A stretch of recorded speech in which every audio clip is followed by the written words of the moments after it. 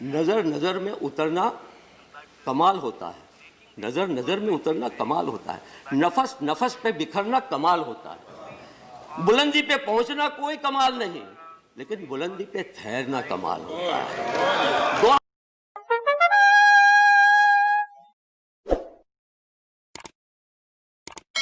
मेरी राजनीतिक सूझबूझ कहती है कि मनरेगा कभी बंद मत करो।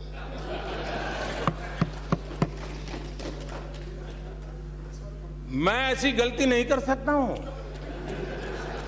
क्योंकि मनरेगा आपकी विफलताओं का जीता जागता स्मारक है। आजादी के 60 साल के बाद आपको लोगों को गड्ढे खोदने के लिए भेजना पड़ा। ये आपकी विफलताओं का स्मारक है और मैं गाजे बाजे के साथ इस स्मारक का ढोल पीटता रहूंगा। दुनिया को बताऊंगा कि ये गड्ढे तुम खोद रहे हो उन 60 साल के पापों का परिणाम है। इसलिए मेरी राजनीतिक सूझबूझ पर आप शक मत कीजिए। मनरेगा रहेगा, आन बान शान के साथ रहेगा और गाजे बाजे के साथ दुनिया में बताया जाएगा।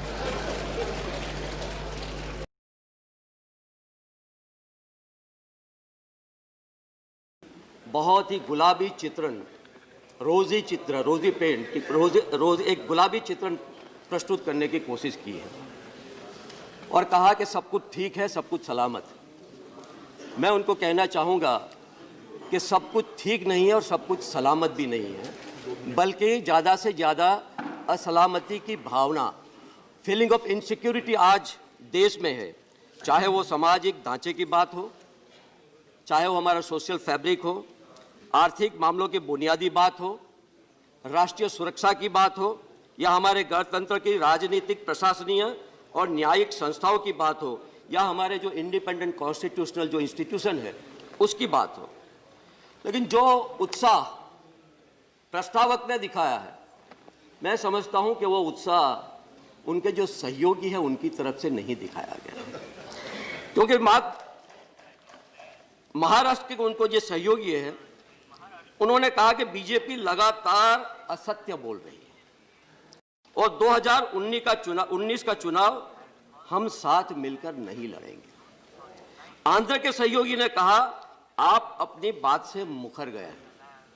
पंजाब के सहयोगी ने कहा कि अगले चुनाव में 272 का आंकड़ा पार करना मुश्किल लग रहा है। इसलिए हमारी सरकार की ओर से जो बार बार बीजेपी सरकार ने कहा गया है कि उन्होंने क्या कहा, प्रस्तावक ने अपने जब बोल रहे थे और जब गुलाबी चित्रण प्रस्तुत कर रहे थे, उन्होंने 10 बार तो बीजेपी सरकार कहा, एक शब्द भी यही नहीं कहा कि मोदी सरकार है। एक बार, मेरे ख्याल से 1 या 2 बार एनडीए सरकार की बात की। तो ऐसा लग रहा है कि जैसे ये सरकार या तो बीजेपी सरकार है, क्लियर करें, मोदी सरकार है या एनडीए सरकार है, 3 में से कौन सी सरकार है वही करने की हम कोशिश करें सब। उसके बाद उन्होंने जो बात की कि जो कांग्रेस की यूपीए सरकार थी वो तो हमारे लिए गड्ढे छोड़ के गई थी और वो हम अब भर रहे हैं। मैं उनसे कहना चाहूंगा कि 2004 में बीजेपी की सरकार जब चली गई वाजपेयी जी की, तो पर कैपिटा इनकम सिर्फ 24,000 रुपए थी और हम लोग जब मनमोहन सिंह जी की सरकार थी, कांग्रेस की सरकार थी, यूपीए की सरकार थी, तब पर कैपिटा इनकम 70,000 रुपए पर कैपिटा इनकम थे प्रत्येक व्यक्ति के। 2014 में जब हमने सरकार छोड़ी तो जो हमारा ऋण था, डेब्ट था, कर्ज था, वो 50 लाख करोड़ रुपए था। आज 73 लाख करोड़ रुपए यानी कि 20-22% बढ़ गया है सिर्फ 3.5 या पौने 4 साल में। भाजपा की सरकार बनने के बाद 3 महीने अंदर हम लोग मंगल पे पहुंच गया हमारा। तो मैं उनसे पूछना चाहता हूं कि क्या ये गड्ढा था? पर कैपिटा इनकम जो हमने बढ़ाई वो गड्ढा था और आप जो कर रहे हैं वो गड्ढा है या आपने भरा हुआ है? तो गड्ढा कौन भर रहा है और कौन गड्ढे खोज रहे हैं, इसे हम लोग सिद्ध कर सकते हैं। गुजरात की बात करें, 12 साल तक प्रधानमंत्री जी वहां पे थे। जब वो आए सब 43,000 करोड़ का था। आज वो वहां पे कर्जा 1,75 करोड़ रुपए हो गए हैं। तो क्या वो गड्ढा था या गड्ढा खोदा या गड्ढा उन्होंने भरा? तो जब ये गड्ढे की बात कर रहे हैं तो हम ये कह सकते हैं कि कांग्रेस हमेशा जो बीजेपी की सरकार गड्ढे खोद के गई है वो भरते हैं, और ये जब आते हैं ये गड्ढे खोदते हैं। जहां तक इलेक्शन के फिगर्स का सवाल है, मैं कहना चाहूंगा कि 3.5 साल हो गए। ये कह रहे थे कि चुनाव के बाद हमने ये सरकार बनाई, झारखंड की बनाई, महाराष्ट्र की बनाई, बीच में दिल्ली का जिक्र को किया, लेकिन भूल गए कि वहां उनकी सिर्फ 3 ही सीट आई थी 3 महीने के अंदर।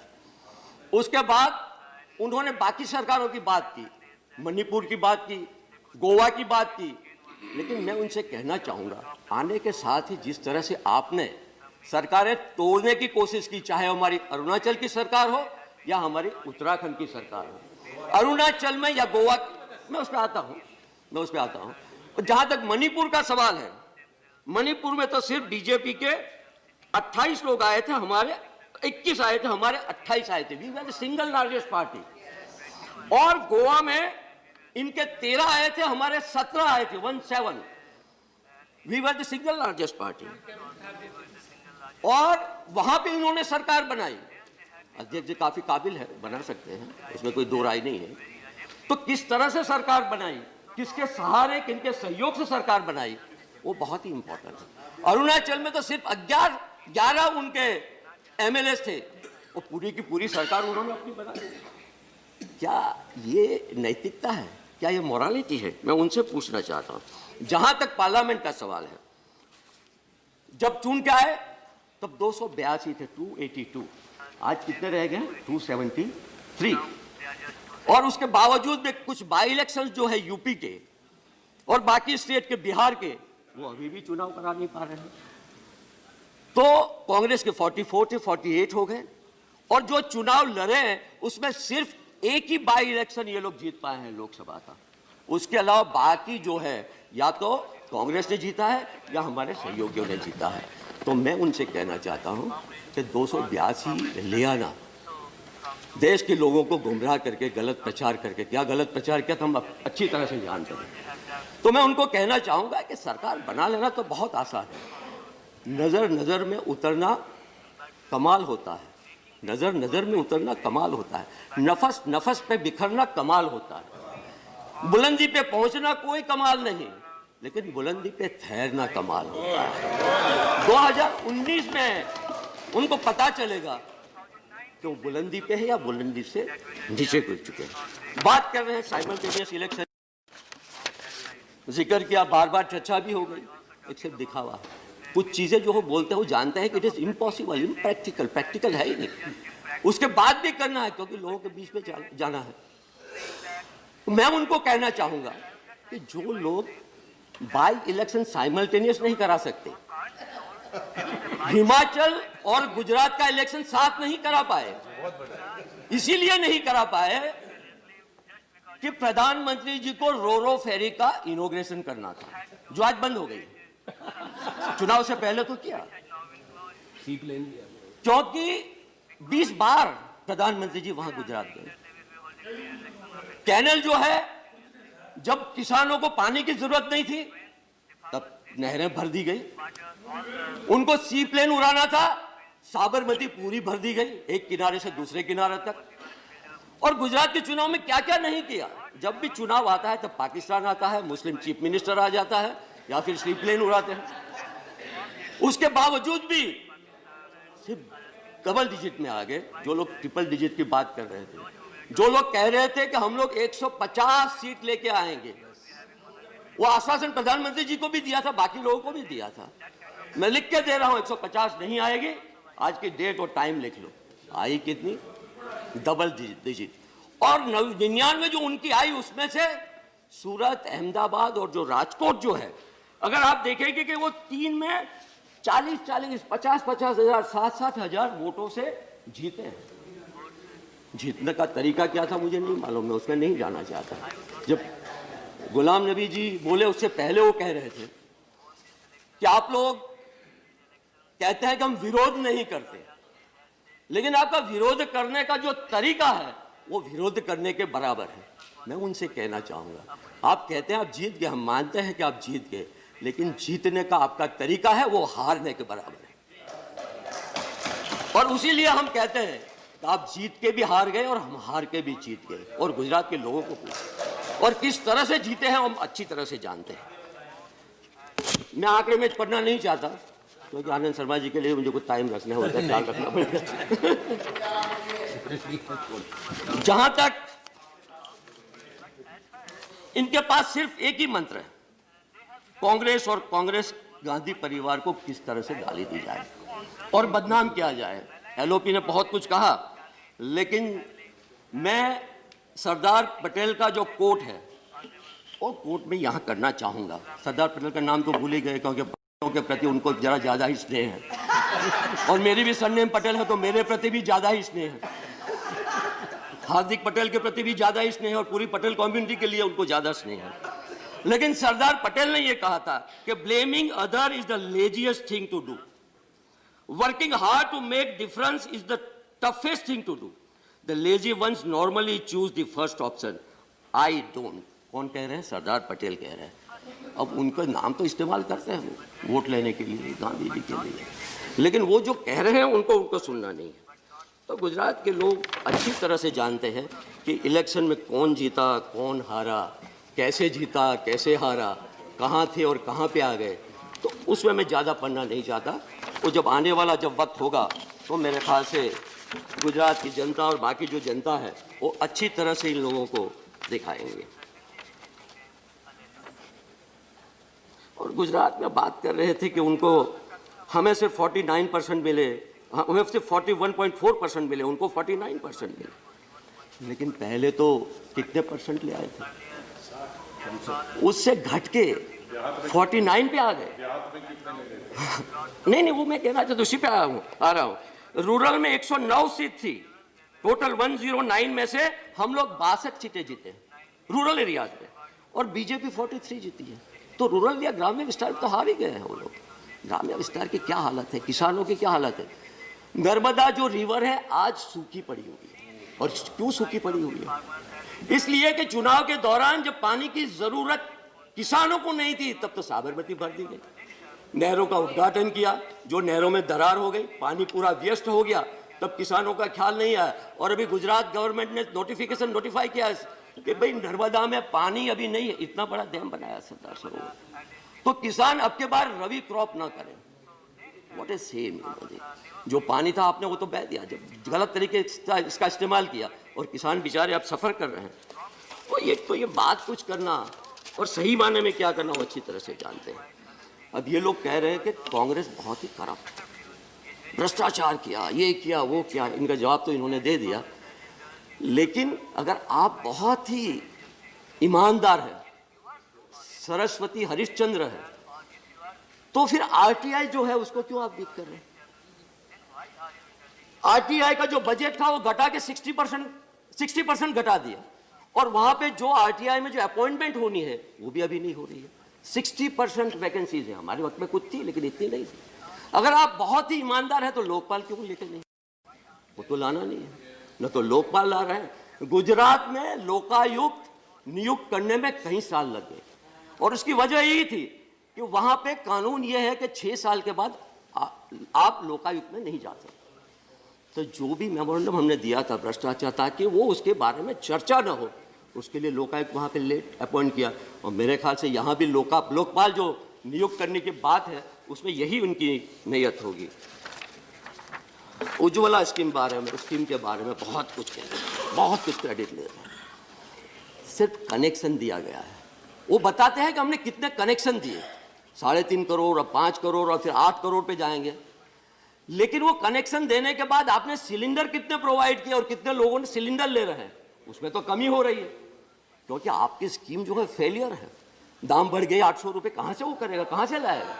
और सिर्फ कनेक्शन दिया है, उसके लिए पैसे तो वो बेचारी गरीब महिला को दिया। मैं जाता हूँ रोड पे तो फोटो लगे हुए हैं वो सिलेंडर का, महिला का और प्रधानमंत्री जी का, हर एक जगह सारे दिन को।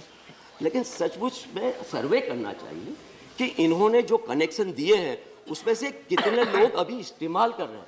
Again you know the gone back to वही अपना चूल्हा, वही अपना ये। तो सर्वे कर से कम कुछ फिगर तो आप निकालिए।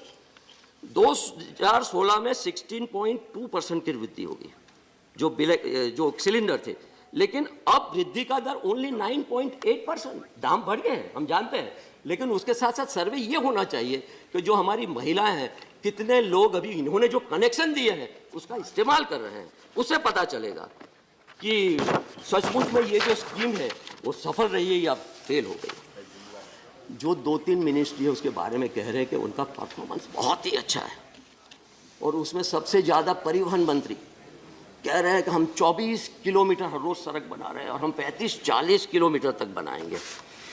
लेकिन उन्होंने जब 2015 और 16 में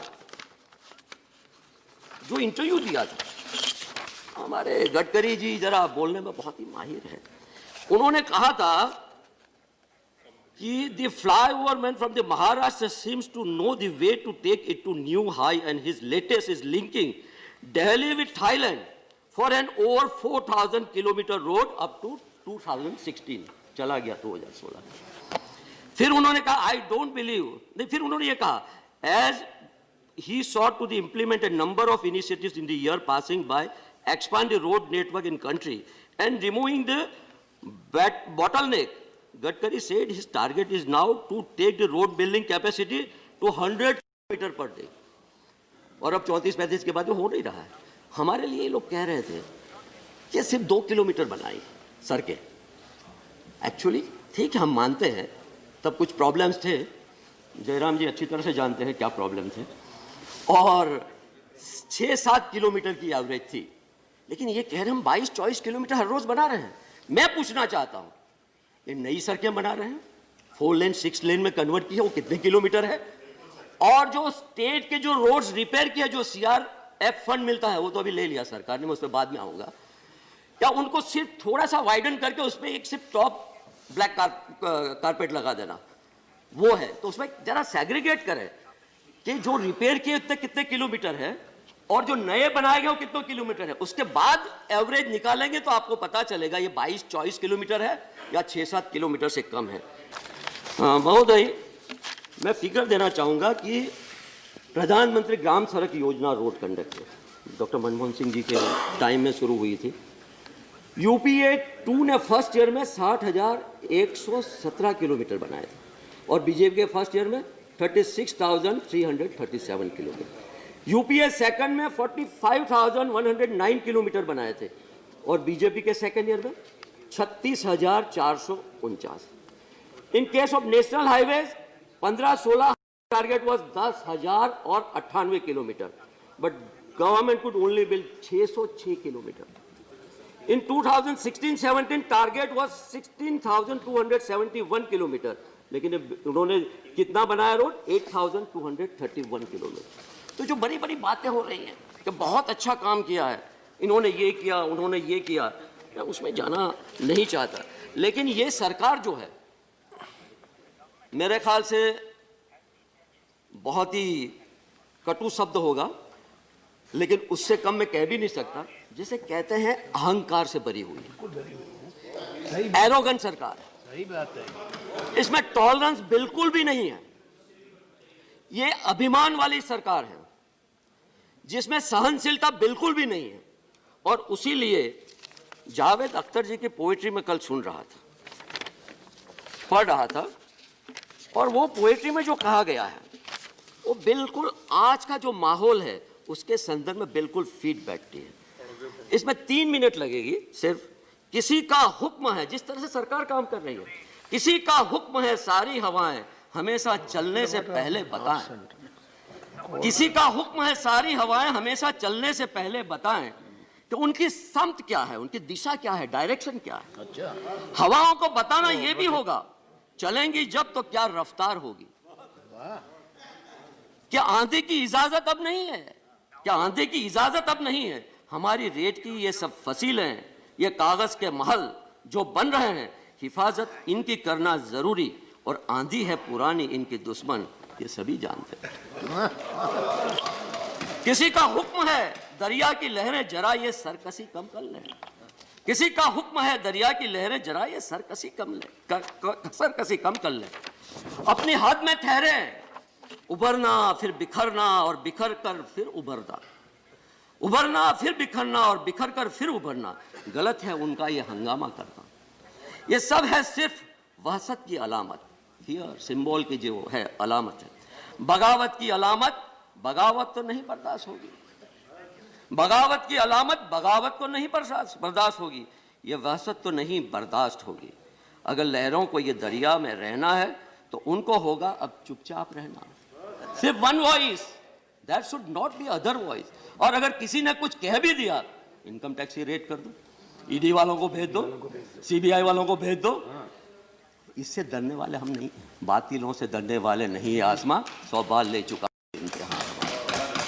किसी का हुक्म है इस गुलसिता में बस एक रंग के ही फूल होंगे, किसी का हुक्म है इस गुलसिता में बस एक रंग के ही फूल होंगे। कुछ अफसर होंगे जो ये तय करेंगे गुलिस्ता किस तरह बनना है कल का।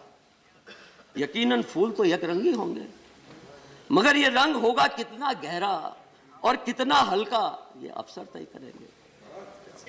किसी को कोई ये कैसे बताएं, गुलिस्ता में कहीं भी फूल एक रंगी नहीं होते, कभी हो ही नहीं सकते कि हर एक रंग में छुपकर बहुत से रंग रहते हैं। जिन्होंने बाग एक रंगी बनाना चाहे थे उनको जरा देखो कि जब एक रंग में 100 रंग जाहिर हो गए हैं तो वो अब कितने परेशान हैं, वो कितने तंग रहते हैं। किसी को अब कोई कैसे बताए, हवाएं और लहरें कब किसी का हुक्म सुनती, कब किसी का हुक्म सुनती है। किसी को अब कोई कैसे बताएं, हवाएं और लहरें कब किसी का हुक्म सुनती है। हवाएं हाकिमों की मुट्ठियों में, हथकड़ी में, कैद खानों में नहीं रुकती। ये लहरें रोकी जाती है तो दरिया कितना भी पुरसुकून हो, बेताब होता है, और इस बेताबी का अगला कदम सैलाब होता है। किसी को ये कोई कैसे बताएं, आग देखी है, धुआं देखा है।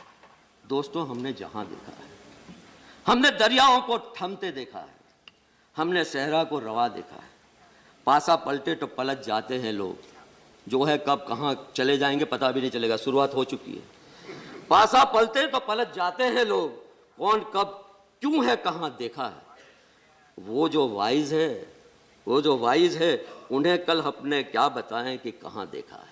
मैं ज़्यादा वक्त लेना नहीं चाहता, लेकिन मैं जो कहता हूं, क्योंकि बहुत सारे जो हमारे स्पीकर्स हैं उन्होंने काफ़ी कुछ चीज़ों के मुद्दे उपस्थित किए हैं, मैं उसका पुनरावर्तन नहीं करना चाहता। किसानों की क्या हालत है, मजदूरों की क्या हालत है, लेबर लॉ जो है किस तरह से डाइल्यूट किए जा रहे हैं। हर एक इंसान यहाँ पे परेशान है कि जिस तरह प्रस्तावक में गुलाबी चित्रण प्रस्तुत करने की कोशिश की गई है, कहा है कि सब कुछ ठीक है, सब कुछ सलामत है। फिर से दोहराऊंगा कि सब कुछ ठीक नहीं है, सब कुछ सलामत नहीं है। जो उत्साह से उन्होंने ये धन्यवाद का प्रस्ताव ले आए थे, वो उत्साह मैंने कहीं इनके सहयोगियों में नहीं देखा। इन्हीं शब्दों के साथ मुझे वक्त दिया, उसके लिए मैं आप सबका बहुत बहुत धन्यवाद।